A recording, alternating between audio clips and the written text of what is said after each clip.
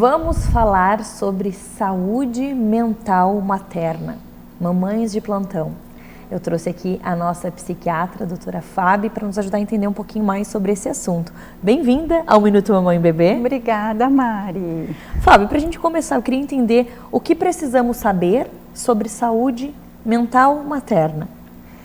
Então, eu acho que para começar, assim, a gente pode introduzir pensando que a gestação e o puerpério para uma mulher são momentos da vida, às vezes muito esperados, às vezes inesperados, às vezes com uma estrutura bem montada, né, com rede de apoio, com aquela gravidez desejada, outras vezes não, outras vezes como um susto, como uma surpresa.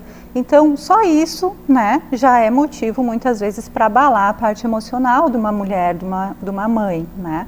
E aí a gente combina isso a todos os outros fatores possíveis, genéticas, né, que às vezes são mais compatíveis com doenças mentais, vulnerabilidade biológica, outras influências como pessoas que já tiveram depressão antes ou já tiveram outros transtornos psiquiátricos antes da gestação, elas estão mais suscetíveis a ter alguma outra patologia ou algum outro transtorno na gestação e no pós-parto.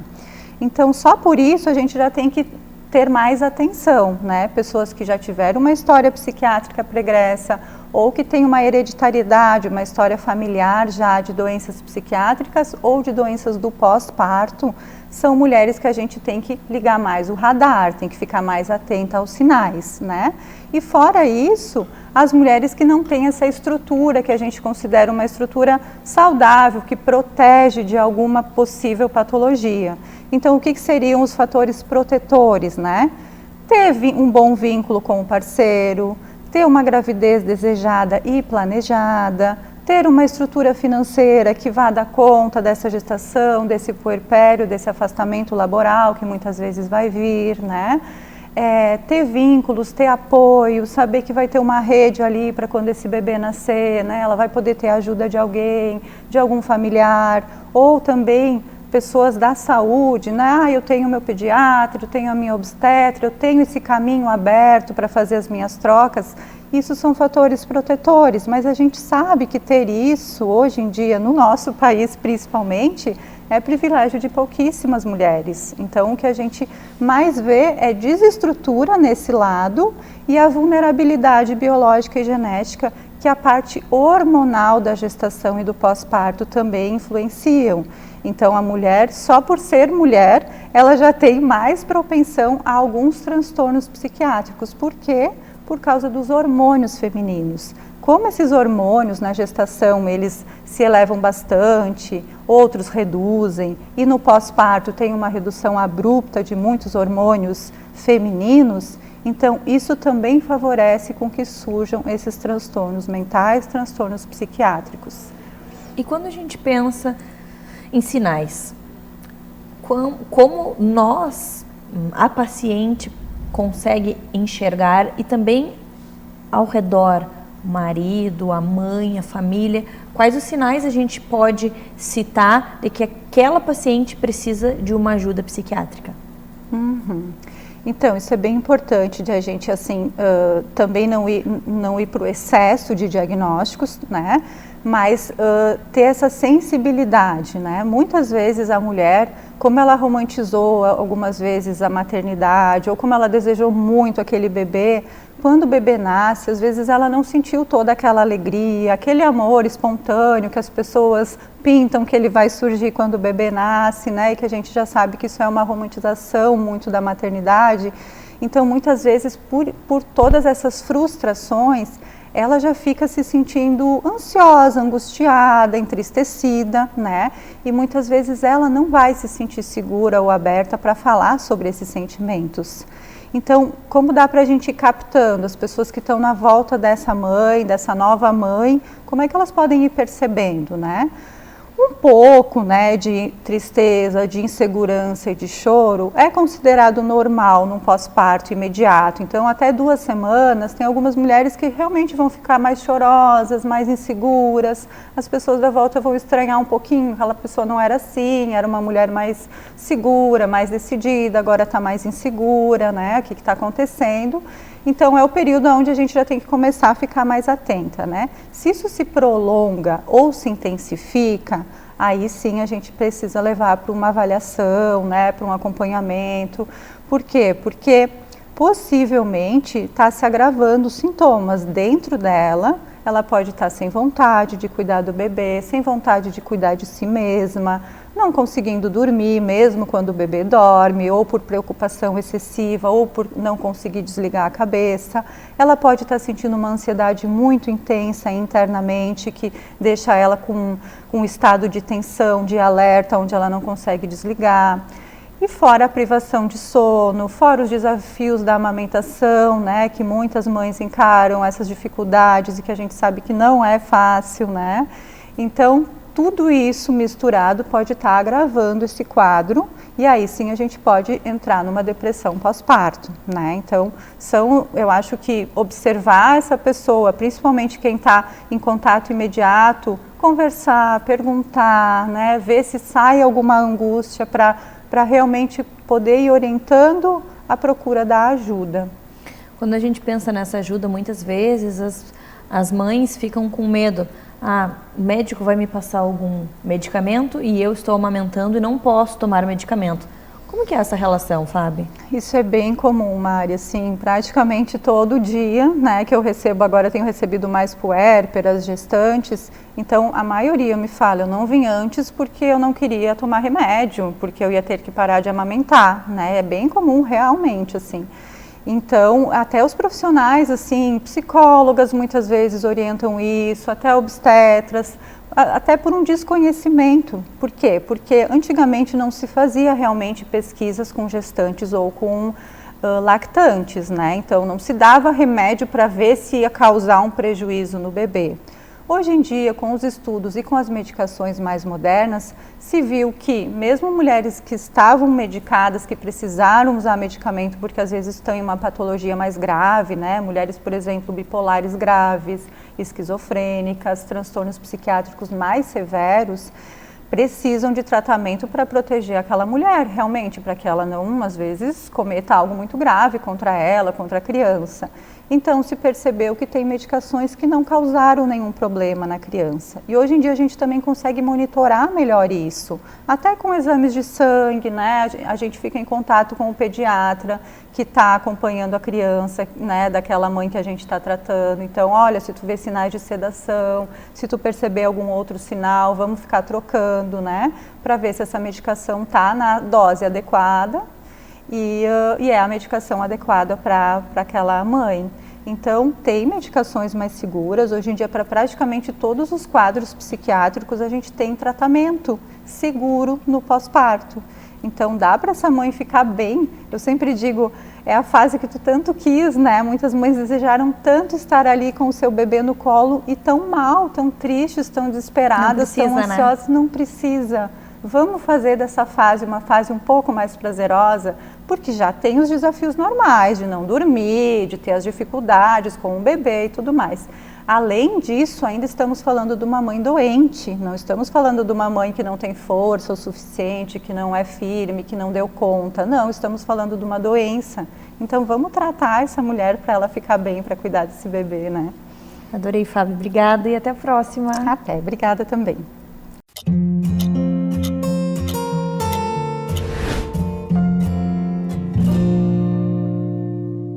O tema de hoje é um assunto que está super em alta, taping no pós-parto. E óbvio que é a nossa fisioterapeuta maravilhosa que vai nos ajudar a compreender tudo sobre esse assunto. Bem-vinda novamente. Obrigada, Mari. Obrigada pelo convite. Mi, o que a gente precisa entender sobre o taping no pós-parto? Toda puérpera pode usar? Como que funciona? Quais os critérios para esse assunto? Então, Mari, a questão do taping pós-parto, do taping no geral, ele está bastante em alta. Apesar de ser um recurso que os fisioterapeutas utilizam já há muitos anos, ele vem aparecendo mais, até eu acho que por conta das redes sociais e tudo, então vem aparecendo muito mais hoje em dia, e também por conta da indicação, da prescrição dos obstetras, né, em relação à colocação do taping. Há alguns anos as mulheres saíam do pós-parto, colocavam a cinta e tudo mais, porque precisavam de uma estabilidade no abdômen, um conforto por conta, né, desse abdômen estar mais flácido, da saída do bebê. Então, essa desestruturação da mulher no pós-parto fazia com que ela tinha essas queixas no abdômen. Então, uma certa compressão sempre é muito bem-vinda nesse pós-parto. E o taping, ele caiu como uma luva para essa função. Mas não é todo mundo que vai aplicar, porque ele é determinante de um atendimento da fisioterapia. Então, quando a gente decide colocar o taping numa puérpera, a gente fez toda uma avaliação fisioterapêutica, a gente olhou o abdômen, a gente está avaliando membros inferiores, as mamas, o assoalho pélvico. Então, é todo um atendimento que a gente faz, e dentro desse atendimento, a gente vai colocar o taping também como mais um recurso. Eu falo isso por quê? Porque muitas mulheres acham que é só o taping pós-parto, e eu recebo muito isso nas redes sociais, WhatsApp. Você aplica taping? Então hoje não é só você aplica taping, né? Nunca foi você só aplica taping. Você vai fazer um atendimento que vai incluir todas as funções musculares, né? Todas as funções desta puérpera, para que ela recupere o seu corpo o quanto antes, para que diminua os seus desconfortos, e você vai usar o taping também como um recurso associado aos outros para trabalhar esse abdômen na puérpera. Então ela já sai com mais conforto, com mais estabilidade, e ela vai ficar com essa bandagem aplicada.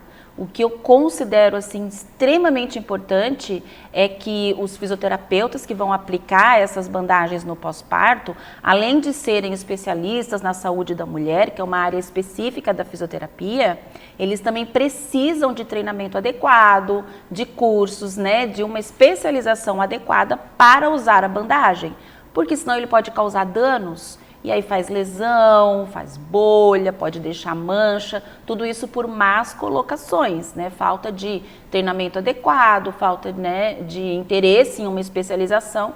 E muita gente acaba olhando nas redes sociais e acha que olha a bandagem, olha aquela imagem, aquela figura e acha que já sabe colocar, né, e acaba fazendo isso sem treinamento. Então a gente precisa de uma conscientização, né, enquanto profissão, enquanto equipe, para que a gente só traga o benefício para essa puérpera, porque a gente tem muitos benefícios, né? Faz controle de fase inflamatória, se tem uma cicatriz, o taping ajuda essa cicatriz a ficar melhor, né? Dá essa segurança, então ela já sai a gente aplica no leito, então quando ela levanta do leito, ela já levanta, nossa, que conforto, já estou me sentindo muito melhor, já estou muito mais adaptada, dá uma caminhada com ela, então ela se sente realmente muito confortável para ir para casa, mas ela vai ficar 7 dias com a bandagem, então o fisioterapeuta precisa estar em acordo, observando, cuidando para que ela não tenha nenhum problema, né, nenhuma lesão, nada disso nesse momento. E qualquer puérpera pode usar? Tem critérios para isso? Então, aí a gente vai fazer o nosso atendimento no puerpério, então ela combinou com o fisioterapeuta, a gente vai lá mais ou menos umas 24 horas no pós-parto, a gente vai avaliar o abdômen, a gente vai avaliar a pele, pode ser que a gente tenha uma puérpera que tenha alergia a bandagens, ou uma puérpera que esteja com o abdômen extremamente flácido, e isso pode fazer com que a bandagem deslize incorretamente e faça alguma bolha, alguma lesão. Então tudo isso é avaliado. Na verdade, por exemplo, a questão de alergia, o quanto antes melhor, né? Porque de repente você já exclui o taping como um recurso no pós-parto para as mulheres que são mais alérgicas. Mas qualidade da pele, tudo isso a gente vai avaliar naquele momento. Então, por isso que é importante o treinamento, por isso que são importantes as formações, por isso que o profissional precisa estar dentro da saúde da mulher, entender tudo que ele precisa avaliar e dessa forma ele vai conseguir definir o que é ou não importante para aquele momento. E quando a gente pensa nessa semana que a mulher vai passar com o taping, são 7 dias ali, como que funciona a parte da higiene, banho, a bandagem ela é retirada, o profissional tem que voltar novamente ou toma banho com a bandagem? Como que funciona essa parte, Mi?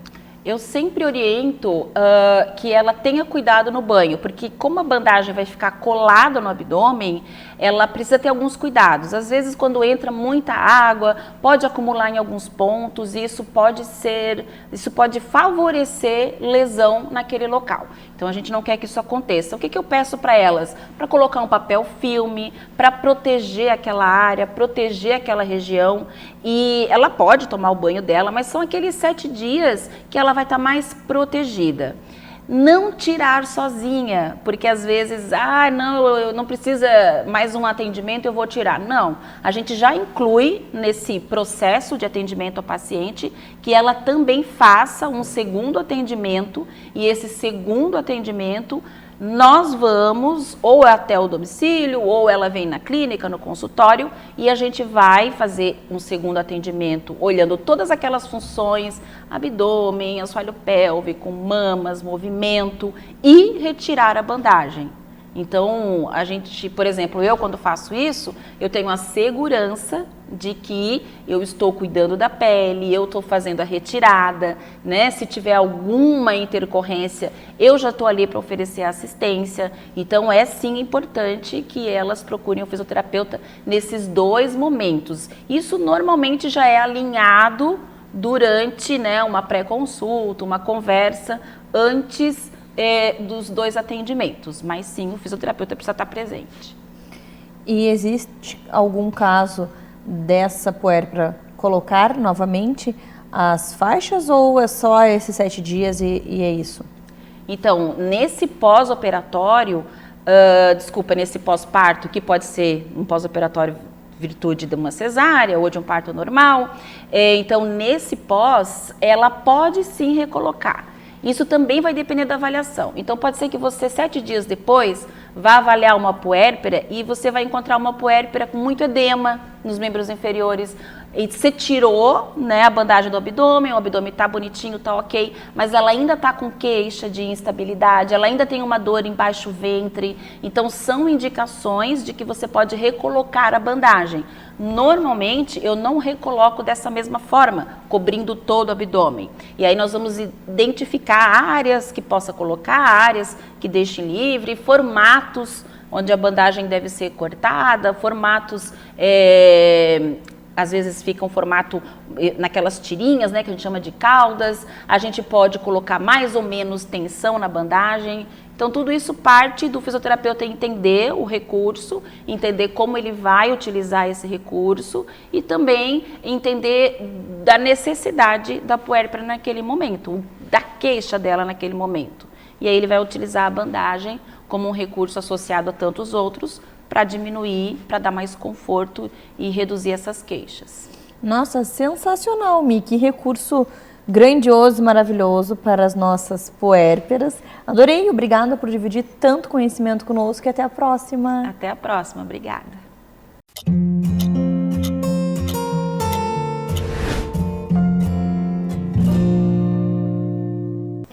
O assunto de hoje é apendicite na infância e óbvio que quem vai nos trazer todas as informações sobre esse assunto é a nossa cirurgia pediátrica, doutora Ana Laura. Bem-vinda novamente. Obrigada, muito obrigada pelo convite, Mari. Então, o que é o apendicite? O que a gente precisa entender? O que acontece na infância que a gente vê tanta recorrência e os hospitais sempre trabalhando e operando essa situação? Então, a apendicite, ela é a inflamação, né, do apêndice secal, né, e ela vai começar como uma obstrução ali da entradinha do apêndice, que é como se fosse uma rua sem saída ali do intestino, né. E quando tem alguma obstrução, ele começa a ter uma hiperproliferação de bactérias dentro dele, que inicialmente começa o processo apenas, né, com o apêndice inchado, vermelhinho, né, mas se não for tratada nessa fase mais inicial, a apendicite pode complicar, né, ela pode perfurar o apêndice, fazer um abscesso, que é quando a gente tem uma secreção purulenta ali ao redor do apêndice, e se não for tratada mesmo nessa fase, ele chega numa fase mais complicada, que a infecção vai se disseminar para o corpo inteiro e a gente chama isso de sepse, né? A criança pode chegar para a gente já em sepse. E isso é muito recorrente. Tem alguma causa por que isso acontece com algumas crianças, outras não ainda bem, mas tem algo que causa? Assim, a causa, né, vai ser sempre essa obstrução da entradinha ali do apêndice, né, do lúmen apendicular. Pode ser por um pedacinho de cocô que trancou ali, que a gente chama de apendicolito. Pode ser por uma hiperplasia ali, né, um aumento do tecido linfóide. Então, como se fossem aquelas línguas que a gente tem dentro da barriga, também podem ter ela aumenta de tamanho quando a criança está com alguma virose, tem contato com algum vírus. E isso pode acabar fechando ali a entradinha do apêndice. Pode ser um pedacinho de semente ou algum outro corpo estranho que trancou ali na entradinha do apêndice. Não tem como a gente saber qual criança que vai ter apendicite e qual que não vai ter. E não tem como a gente prevenir ela, infelizmente, né? O que a gente pode fazer é identificar ela de forma precoce para que a cirurgia seja realizada na fase mais inicial. E como que é essa identificação? Quanto mais velha a criança, mais fácil costuma ser da gente identificar. O desafio realmente é nas crianças mais novas, né? Então, a criança mais velha, ela vai começar com um quadro de dor na barriga, que inicialmente vai ser uma dor não tão bem localizada, uma dor mais difusa, e depois ela vai se localizar ali no quadrante inferior direito, né, no lado direito da barriga, né? E é quando normalmente os pais suspeitam, tá com dor do lado direito, acho que pode ser apendicite, né? Então, é importante a gente pensar nas diferenças entre uma apendicite, por exemplo, e uma gastroenterite, que é outra das principais causas de dor de barriga na infância, né? Então, a dor da apendicite é uma dor que ela é contínua, a criança está o dia inteiro com aquela dor, né? Diferente da dor da gastroenterite, que costuma ser em cólica, a criança a hora está bem e a hora sente uma cólica forte, né, da contração ali do intestino, que faz com que ela tenha uma crise de cólica, depois passa essa crise de cólica e a criança melhora. Na apendicite não, a criança está o dia inteiro com essa dor. E é uma dor que piora com o movimento.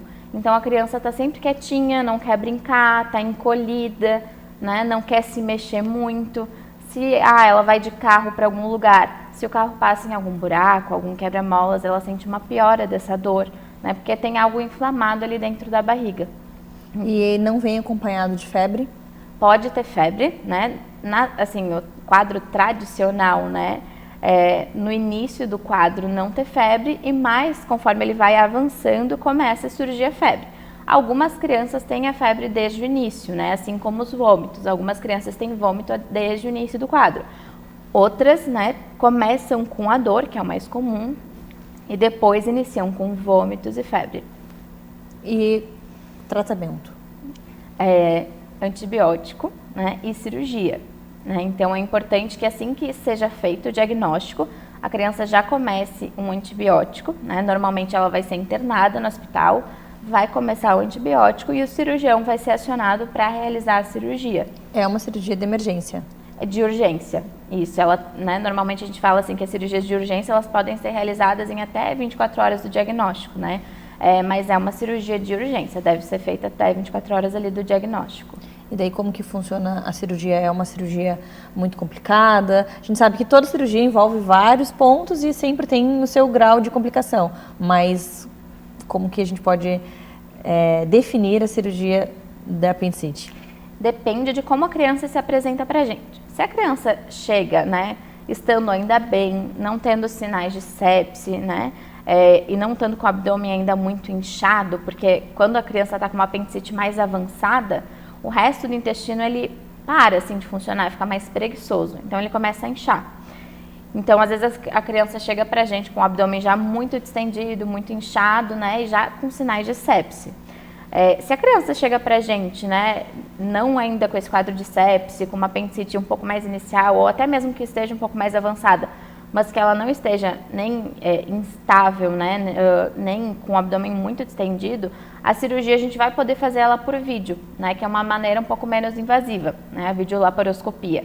Então a criança vai passar por uma anestesia geral e a gente consegue fazer a apendicectomia por vídeo, né, por videolaparoscopia. O procedimento costuma ser rápido, em torno de 30 minutos a 1 hora, mais ou menos, né, e se resolve tudo por ali, né. Agora, se a criança já chega pra gente, né, com um quadro mais avançado, de muitos dias de evolução, com o abdômen muito distendido, já com sinais de sepse, às vezes a gente precisa fazer já a cirurgia aberta. Aí sim, é uma cirurgia um pouco maior, a criança sente um pouco mais de dor no pós-operatório e a recuperação é um pouco mais prolongada. E aí, pensando na recuperação, a criança, quando que tem alta, o que as mães precisam saber em relação a curativos, quanto tempo que a gente vai precisar cuidar ali daquele local? Se for uma apendicite um pouco mais inicial, né, não tiver pus, não tiver perfuração do apêndice, pode ser que até no dia seguinte, né, 24 horas depois da cirurgia, a criança consiga ir para casa e a recuperação costuma ser mais rápida. Agora, se é uma apendicite que já tem perfuração, já tem esse pus dentro da cavidade abdominal, aí a recuperação é mais prolongada, né? Ela normalmente fica mais tempo internada, fazendo um antibiótico na veia.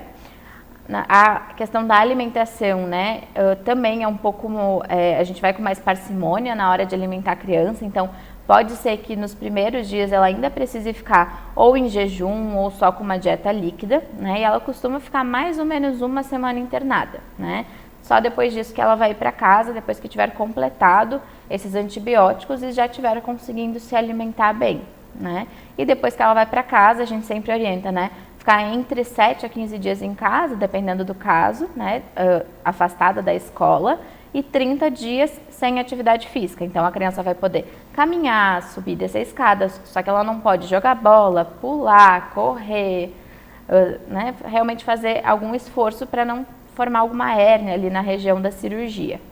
Perfeito, adorei. Obrigada por dividir conosco tantas informações e até a próxima. Até, muito obrigada.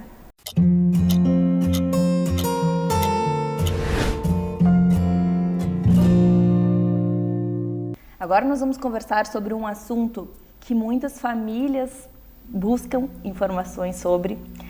O tema é infertilidade e quem vai nos ajudar a entender um pouco sobre esse assunto é o nosso ginecologista, Dr. Felipe. Bem-vindo ao programa. Obrigado, Mariana. Obrigado pelo convite e pela insistência porque eu viesse aqui. Conseguimos, porque eu sei que vale muito a pena e tem muita informação boa para dividir com quem nos acompanha. Tenho certeza que vai ser muito legal. Então, para a gente entender, quando a gente chega nesse diagnóstico, qual é o caminho que essa família, que esse casal passa para ter esse diagnóstico de infertilidade?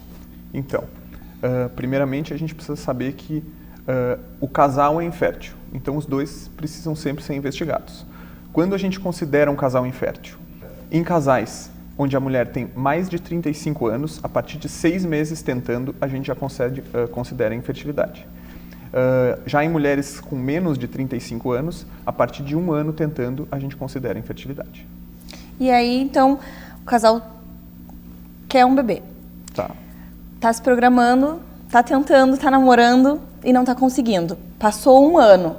Então, foi até o ginecologista, vocês estão com dificuldade. Então, temos aí uma infertilidade. Qual é o próximo passo que vem pela frente para essa família? Então, muitas mulheres chegam querendo descobrir se são férteis ou não antes mesmo de tentar. E isso, infelizmente, a gente não consegue. Não é possível se dar um diagnóstico de infertilidade num casal que não está tentando. A partir de um momento em que chegou esse tempo e o casal não conseguiu engravidar, são pesquisados fatores de infertilidade, né? Existem fatores ovulatórios, por exemplo, mulheres com ciclos menstruais muito irregulares, que muitas vezes não ovulam, fatores masculinos, como alterações no espermograma, já fatores femininos como obstrução das tubas uterinas, endometriose, pólipos endometriais, miomas.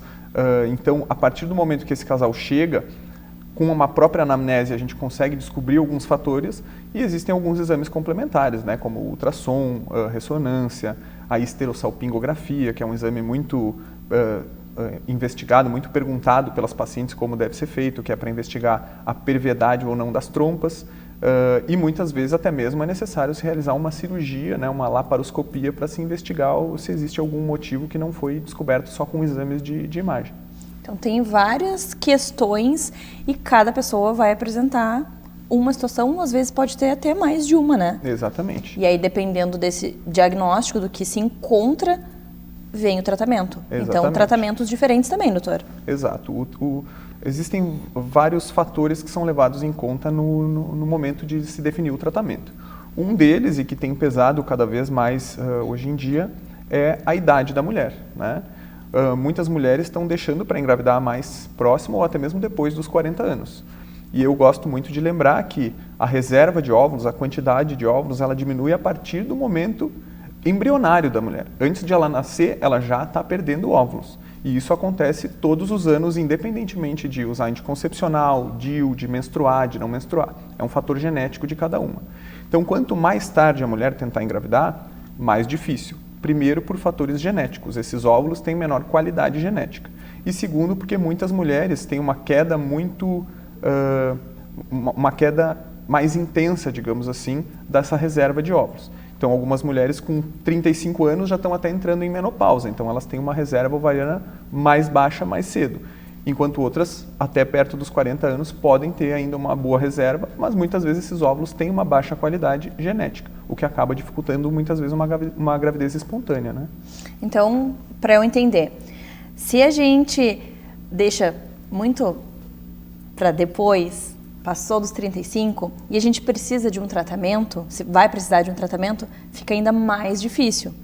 Sim. Porque, às vezes, os tratamentos levam um tempo. Exatamente. E daí, quanto mais tarde a gente tenta programar essa gestação, mais tarde tudo vai acontecer, porque a gente não sabe se a gente, como você falou, se é fértil ou não antes de tentar. E aí, não, mas lá perto dos 40, daí chegou a tentar 40, passou um ano, 41, exatamente, mais um tratamento. A gente vai chegar onde? Em 45? Exatamente. Por isso, eu acho muito importante quando eu recebo um casal, especialmente a partir de 30 anos, é fazer uma avaliação da reserva ovariana dessa mulher. Aí a gente investiga os vários fatores de infertilidade que podem existir naquele casal e a partir da reserva e desses fatores se definir o tratamento. Porque realmente, muitas vezes a paciente chega com mais de 40 anos e uma baixa reserva ovariana e tem indicação de fazer uma cirurgia, que depois dessa cirurgia ela vai precisar de um tempo muito grande para poder engravidar, muitas vezes a gente indica um tratamento, por exemplo, de fertilização in vitro, onde se retira o fator cirúrgico e essa mulher pode engravidar em menos tempo. Então é uma coisa a se pensar, especialmente em mulheres com idade mais avançada. Interessante. E quando a gente pensa nesse casal, a gente tem que pensar que existe uma mulher e um homem. E os dois precisam ser avaliados para a gente tentar chegar Exatamente. Na tão sonhada gestação. Porque às vezes a mulher, eu já fiz de tudo, mas o marido nem fez nada ainda. Exatamente. Sempre também na primeira consulta num casal considerado infértil, deve ser investigado um fator masculino, né? E o exame mais básico que se tem, que infelizmente muitos homens têm até preconceito em fazer, mas ele é extremamente necessário, é o espermograma, né? Muitas vezes eu explico para os casais, isso não vai te fazer menos homem, mais homem, não é essa a questão. A questão é que se vocês têm o desejo de ter um bebê, isso precisa ser investigado. Muitas vezes a mulher se submete a uma série de exames, desde a adolescência já, né? A mulher se cuida muito mais do que o homem. E aí no momento que o homem precisa fazer um exame, muitas vezes ele desiste ou não quer fazer, né? E é um exame extremamente importante. Não adianta eu descobrir numa mulher um fator tubário, por exemplo, a tuba está obstruída, uma endometriose, se realiza a cirurgia e aí depois da cirurgia se vê que o homem tem um problema de sêmen e já se perdeu muito tempo, muitas vezes, e é um problema que muitas vezes, infelizmente, precisa ser resolvido com fertilização in vitro. Então, tem sim, sempre que ser investigado o fator masculino, né? E outro ponto também que eu acho interessante da gente falar e abordar a respeito de mudanças no estilo de vida. Sim. Isso também tem uma relevância, né, doutora? Sim, com certeza. Peso ideal, atividade física, hábitos saudáveis, por exemplo, não fumar, praticar exercícios físicos, tudo isso é muito importante, né? Hoje em dia se coloca muitas vezes a culpa em outros fatores, né? Muitas mulheres, muitos casais, às vezes querem achar outros motivos para não conseguirem engravidar e, às vezes, sim, o fator dos hábitos de vida é muito importante. As mulheres chegam muitas vezes querendo tomar vitaminas e medicamentos que são divulgados na imprensa ou em estudos e não querem fazer o básico, que é ter uma boa alimentação, né? Existe muito a questão do ácido fólico, vitaminas e tudo mais, mas não é isso que vai fazer um casal engravidar, né? Não é simplesmente tu chegar lá, tomar uma vitamina e tu vai sair com o bebê no colo, muito longe disso, na maioria das vezes, né? Então, sim, hábitos saudáveis são de extrema importância. Adorei. Obrigada por dividir tantas informações conosco. Se você ficou com alguma dúvida, se você está passando por essa situação, quer conversar com o nosso doutor, entra no Instagram do Minuto Mamãe Bebê, coloca o nome do Dr. Felipe lá, você vai encontrar o Instagram dele e vai poder falar direto com ele, né, doutor? Isso aí. Muito obrigado. Obrigada, até a próxima. Até a próxima. Obrigado.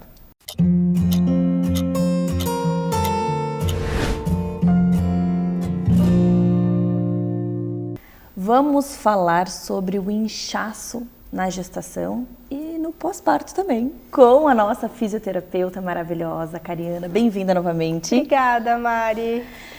Quero entender primeiro o que é o inchaço. Tá. Então, o inchaço na gestação nada mais é do que o excesso de líquidos, né? Tanto de linfa quanto de sangue. Então, a gente tem linfa e sangue ali atuando no nosso sistema circulatório e na gestação acabam ficando em excesso. Para tu ter uma ideia, Mari, o volume de sangue aumenta quase 50% na gestação. Então, não tem como, é muito líquido atuando simultaneamente no nosso corpo. Então, por isso a gestante acaba inchando, sim. Então, não é algo que deu errado naquela gestante, não. Em qualquer gestante, esse fluxo vai aumentar. Qualquer gestante. De líquidos, a gente chega a ter quase 2 quilos, 2 litros de líquidos. Então, fica muito pesado, o corpo fica pesado. Então assim, não tem o que fazer para evitar, isso vai acontecer. Isso vai acontecer, em toda gestante. Aí, o que acontece? Existem mulheres que têm um sistema circulatório mais acelerado e acabam não sentindo tanto isso, também pela sua rotina de vida, pela sua genética e tudo mais. Mas na grande maioria das gestantes, das mulheres, sim, o edema vai acontecer, o inchaço vai acontecer. E é dolorido? É. E é algo que a gente já tá ali com a barriga, às vezes dor nas costas, e aquela dor nas pernas, nos pés, é bem complicado. E aí, já que você vem aqui para nos mostrar soluções, o que tem para ser feito durante esse período? A gente fala assim, é só aquele pezinho de grávida. Não, aquele pezinho de grávida incomoda, ele dói. A gente perde mobilidade, né? E se a gente perde mobilidade, a gente deixa o nosso social, então eu não consigo usar o meu sapato. Eu começo a usar um número mais, às vezes eu estou usando o sapato, chinelo do marido, isso é bem comum, as pacientes às vezes chegam com a havaiana do marido. Então assim, além do desconforto físico, tem também o desconforto estético social, tá? Eu tenho pacientes que às vezes não conseguem ir no evento social porque não coube o sapato. E porque fica dolorido, porque fica desconfortável. Então, a gente precisa pensar nesse edema, nesse inchaço, não só como uma parte estética, e sim como uma debilitação realmente do nosso corpo, funcional, né? Então, o que a gente pode fazer para tratar esse edema? A gente precisa, primeiro, drenar esse líquido, porque ele está em excesso. Eu sempre falo que não adianta a gestante, claro que adianta, porque sempre vai ajudar ela vir no final da gestação, depois que ela inchou. Só que o edema, ele acontece desde o início, ele vai se acumulando. Quando chega lá no final, ele fibrosa, ele fica duro, denso. Em alguns casos, eles até afundam a mão. Então, no que ele afunda, ele tem excesso de sangue ali. A gente chama até de um edema de cacifo positivo, ele é um edema severo. Quando ele está nesse estado, a drenagem sozinha não vai solucionar. Por isso que às vezes tem pacientes que falam, eu estou drenando, mas não funciona nada. Primeiro, a drenagem provavelmente está sendo feita de forma errada. Isso é um ponto. Segundo ponto, a gente não está cuidando desse edema de sangue, porque a drenagem ela vai drenar a linfa, esse líquido branco, junto com o sangue. Só que o sangue precisa ser mobilizado. Então, além da drenagem linfática, a gente precisa fazer mobilizações do tornozelo, articulares para frente, para trás. Eu brinco que a gente tem que elevar a perna acima da linha do coração. Então, assim, não é só pegar, eu tô sentada aqui, botar um puffzinho e deu. Tô elevando as pernas. Não. A minha perna tem que ser acima da linha do coração. Para quê? Para que esse sangue volte. Outras coisas que a gente pode fazer, logicamente, atividade física, controle do sódio, né, dos alimentos muito ricos em sódio, salgados, né, muito doce também em excesso, e a gente pode usar também muito, recomendado, a meia de compressão. Então, drenagem linfática, obrigatório, junto com essas mobilizações articulares, junto com elevação, junto com meia calça de compressão, e daí sim, atividade física e controle alimentar, a gente consegue dar um combo para esse edema. Outra coisa que também dá para o edema, para a mulher, né, a gestante fazer em casa e controlar também o seu edema, quando chega em casa no final do dia, fazer um escalda-pés. Ah, Kari, mas qual escalda-pés? Eu preciso fazer um com pétalas, né, com óleos essenciais? Não, gente, é água e sal. O importante da água e do sal é justamente fazer essa drenagem. Só que quando a gente tem um edema de sangue, esse escalda-pés também não vai solucionar muito. Então, quando é um edema leve, que é só linfa mesmo, ele vai solucionar com escalda-pés. Então, fica a dica. Do início da gestação até o final, chega em casa, bota ali a banheirinha, né, uma baciazinha, um balde, água até o tornozelo, de preferência, com uma colher de sal. E pode ser sal fino, sal grosso, sal. Isso aí vai dar um controle bem grande. E depois de 20 minutos de escalda-pés, mais 20 minutos de elevação com botar o tornozelo para trabalhar. Para frente, para trás, para um lado, para o outro. Isso aqui é a rotina que eu brinco que é a higiene do sistema linfático. Ela vai chegar em casa e ela vai cuidar disso. Kari, e quando a gente pensa na drenagem, pode ser feita desde a descoberta da gestação? Sim, pode. Porém, eu sempre boto assim uma ressalva. Até o 3º mês, até as 9 semanas, a gente ainda está descobrindo se essa gravidez vai vingar ou não. Então, assim, contraindicação nenhuma, tá? Mas eu gosto de receber as minhas pacientes a partir das 9 semanas, porque daí eu sei que ela tá dali pronta para fazer. Aí ela pode fazer até o último dia, véspera de ter o bebê. E aí no pós-parto? Porque tem também todo aquele inchaço, né? Tem, e principalmente se for cesárea, né, aí a gente tem algumas ressalvas. Na cesárea, logo após a cesárea, ela tem que ficar 12 horas deitada, ela tem uma impossibilidade de movimento pós-cesárea, tem também a RAC, que ela acaba, né, tomando anestesia, então tudo isso colabora para um inchaço até 20, 30 dias pós-parto. Então, a gente pode sim fazer a drenagem linfática de forma imediata. A drenagem linfática é um dos poucos recursos que podem ser utilizados de forma imediata no pós-parto. E também pode ser utilizado a meia de compressão. Adorei. Está indicado. Obrigada por dividir tantas informações conosco. Obrigada. E até a próxima. Até a próxima, Mari.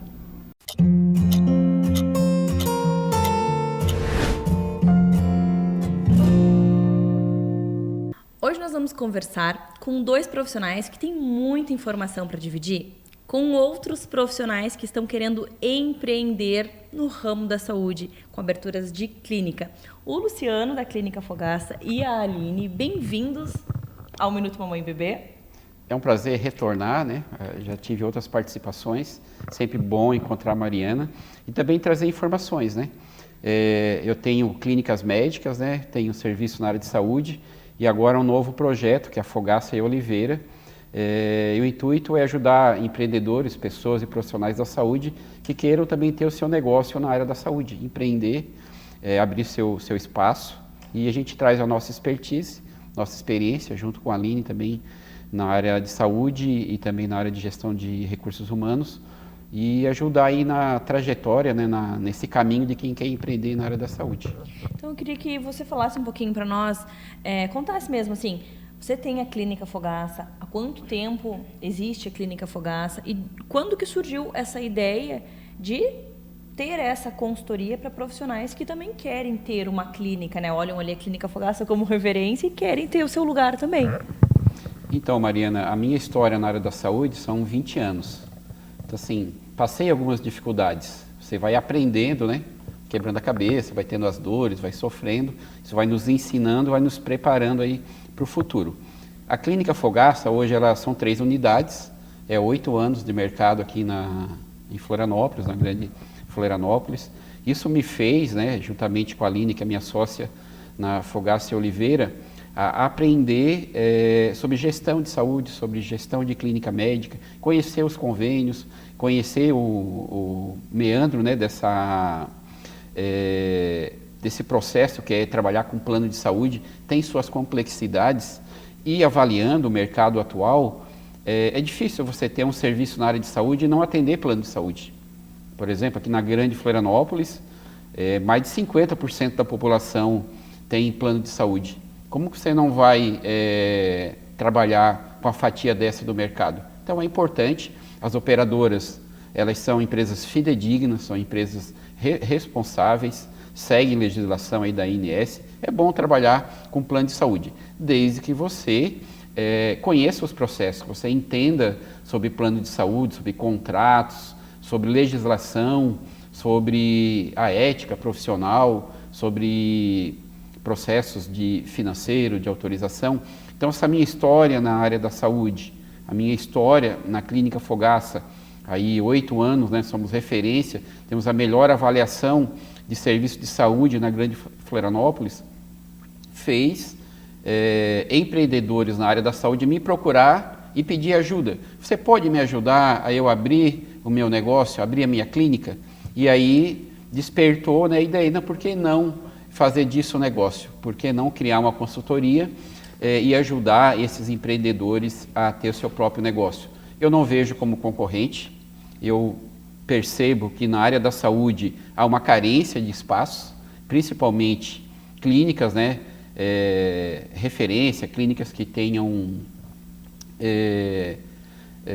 conceitos, né, de qualidade, que se preocupem com o seu cliente, com o seu paciente, e a gente está carente. E por que não ajudar esses empreendedores a ter cases na área de saúde com esse perfil?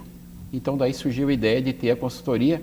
A Aline, ela é gerente da Clínica Fogaça, ela já conhece todo o processo lá de administração, e aí então o convite para ela fazer parte da consultoria, e hoje a gente está aí no mercado oferecendo esse serviço.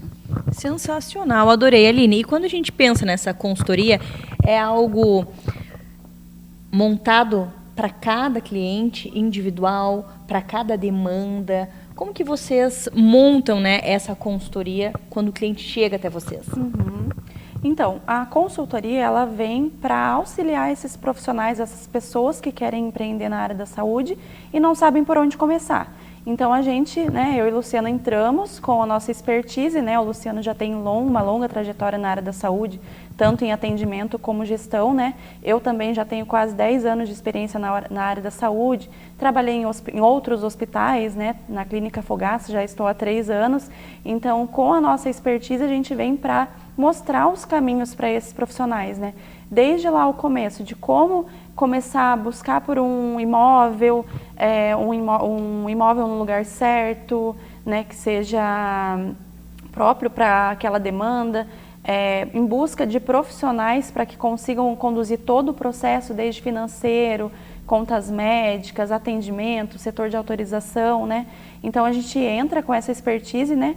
Até mesmo para pessoas que já têm uma clínica e hoje atendem somente particular, querem expandir o negócio para os planos de saúde. Então hoje a gente tem contato com inúmeros parceiros, né? A Clínica Fogaça hoje atende em média 15 planos de saúde, então a gente tem todos os caminhos, né, para fazer contato com o plano, negociação, abrir para todos os códigos ali necessários para os atendimentos, né. Então a nossa consultoria, ela vem para auxiliar, né, mostrar todos os caminhos para essas pessoas que querem empreender e não sabem por onde começar. Adorei, nossa, a ideia de vocês é sensacional. Tenho certeza que muitas clínicas surgirão após a consultoria de vocês e quero entender um pouco mais, quero mais detalhes sobre isso, e também as pessoas que se interessarem e que querem compreender um pouco mais, pode ir ali no Instagram do Minuto Mamãe Bebê, procurar a Clínica Fogaça, entrar em contato com o pessoal de lá e eles vão passar todas as informações para você que também quer empreender, ter uma clínica referência, que nem a Clínica Fogaça. Luciano, obrigada pelas informações. Aline, obrigada também e até uma próxima. Obrigada. Com certeza, né? A gente volta, é bom vir aqui, a gente é visto, tem oportunidade de falar dos projetos e estamos à disposição aí para os clientes, aqueles que querem também empreender, fazer da maneira correta, né? Um grande número de empresas no Brasil fecha nos 2 primeiros anos. Então, poder ser acompanhado por quem já está no mercado, que não vê como concorrente, mas como um aliado, né? Então, acho que é importante e a gente está à disposição. Até Obrigado. a próxima. Até a próxima. Obrigada.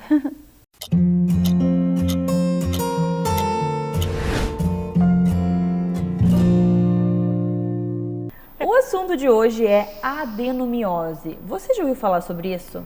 Eu confesso que não. E quem vai trazer as informações sobre esse assunto para nós é a nossa ginecologista, a doutora Dani. Bem-vinda novamente. Obrigada, Mari. Nome diferente para mim, para você com certeza não. Adenomiose, o que é? A adenomiose é mais comum do que a gente imagina, tá? Então é super comum a gente ver isso no consultório e super comum isso aparecer no laudo dos exames, por exemplo, de um ultrassom. Mas o que é adenomiose? Tem muita gente que confunde adenomiose com endometriose. São coisas diferentes. Então hoje a gente vai falar sobre adenomiose. O que é adenomiose? Por motivos que a medicina não sabe explicar, a gente ainda não sabe por quê. É como se todo o sangramento que deveria sair do útero, ele não sai. Então, por algum motivo, esses focos desse sangramento ficam paradinhos nas camadinhas de dentro do nosso útero. Nosso útero tem várias camadas dentro, então como se fosse uma esponjinha. E aí pode ser que fique sangramento parado ali. O que acontece quando esse sangramento fica parado? Muitas mulheres são assintomáticas, não tem sintoma, então a adenomiose muitas vezes é um achado dos nossos exames. O que é um achado? Eu pedi um ultrassom para essa minha paciente por algum motivo e apareceu a bendita da adenomiose ali. Mas tem mulheres que têm sintoma. E quais são os sintomas? Tem mulheres que têm muita cólica menstrual.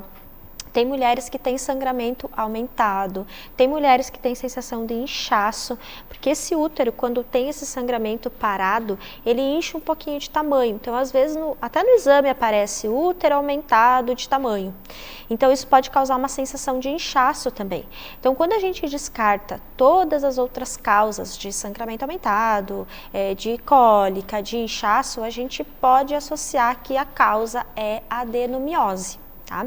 Como que a gente trata isso? A gente trata, então, a mulher que tem sintoma, né? A mulher que é assintomática, a gente pode acompanhar essa mulher. Então, essa mulher que tem sintoma, a gente pode usar, às vezes, um anti-inflamatório. Se a mulher quiser e se ela não tiver contraindicação, a gente pode fazer uso dos hormônios, como uma pílula anticoncepcional, um DIU hormonal. E nas mulheres que nada resolve, que ela não se sente bem, que ela é muito sintomática e ela tem o desejo de cirurgia, são o caso das mulheres, às vezes, que são submetidas à esterectomia, que é a retirada de útero, como tratamento de adenomiose. Mas veja bem, Mário, que é muito importante a gente falar.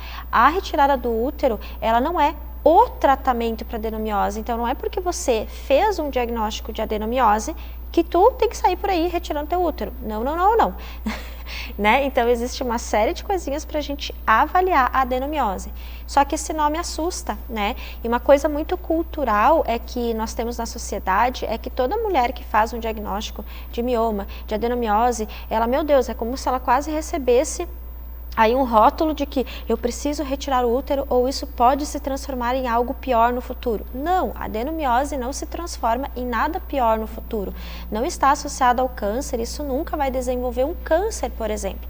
Então, para a gente se tranquilizar, se você é uma dessas pessoas que recebeu um diagnóstico desse, não, vamos se tranquilizar, vem para a consulta, a gente vai ver o que é preciso, o que a gente precisa fazer, mas pode tranquilizar que tá tudo bem.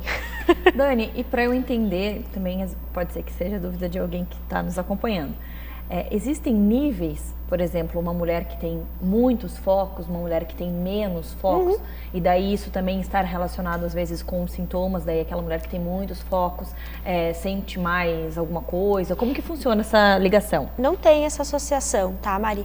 A dor, de uma forma geral, por exemplo, a cólica, ela depende muito é toda uma complexidade da pessoa que tem uma adenomiose. Então, às vezes, você pega uma pessoa com muitos focos ou com muita adenomiose de muitos anos, essa mulher não tem nada de sintoma. E tu pega uma outra pessoa que, nossa, apareceu eventualmente uma adenomiose, ela tem muitos sintomas. A dor é muito difícil em toda a medicina, não só da ginecologia, tá? A dor, ela é muito difícil até hoje da gente escalonar ela, porque depende muito da pessoa. Cólica menstrual é a mesma coisa, a adenomiose é a mesma coisa, a própria endometriose, que é muito famosa hoje. Às vezes a gente faz um exame e a mulher tem muitos focos de endometriose e é uma mulher que não tem sintoma. E às vezes tu recebe outra paciente no consultório, ela tem um foco pequenininho, mas essa mulher, ela é completamente sintomática, porque isso é muito particular de cada pessoa, e isso não só na ginecologia, isso em toda a medicina. Entendi. Nossa, adorei entender um pouco mais sobre esse assunto, conhecer esse assunto, nem foi entender um pouco mais, porque na verdade eu nunca tinha ouvido falar, e eu acho isso muito interessante da gente poder levar informações de qualidade, a gente trazer esses temas, as mulheres, os homens estarem bem informados, né, Dani? E é o nosso papel, você como médica, eu como jornalista, de levar essas informações e as pessoas também terem dúvidas para quando irem no consultório, perguntarem. Ah, eu ouvi falar sobre tal assunto. Você pode me explicar, doutora? Não é verdade, Dani? Com certeza. Isso é muito importante, né? Muitas vezes no consultório a gente chega, eu também, né, como paciente, a gente chega tão ansiosa. Meu Deus, eu quero saber sobre, e às vezes não sabe nem o que perguntar. Ou às vezes tem pouco conhecimento mesmo. Então, tranquilizar o coração quando ir numa consulta, levar os exames que você tem, e escute com atenção. Muitas vezes os 5 minutos, 10 minutos de uma informação importante que você recebeu com calmaria, que é o que a gente está fazendo aqui, muitas vezes deixa a gente muito mais tranquila como paciente também. Principalmente sobre aquele ponto que você falou a respeito de não vai virar um câncer. E é bem aquilo que você falou, mioma, câncer, vou morrer. Qualquer coisa, endometriose, vou morrer. Então a gente sempre leva para o pior. Então quando a gente tem informação de não, é esse diagnóstico e ele não está relacionado, ligado com outro diagnóstico, né? Exatamente. Obrigada por trazer essas informações para nós e até a próxima. Até a próxima.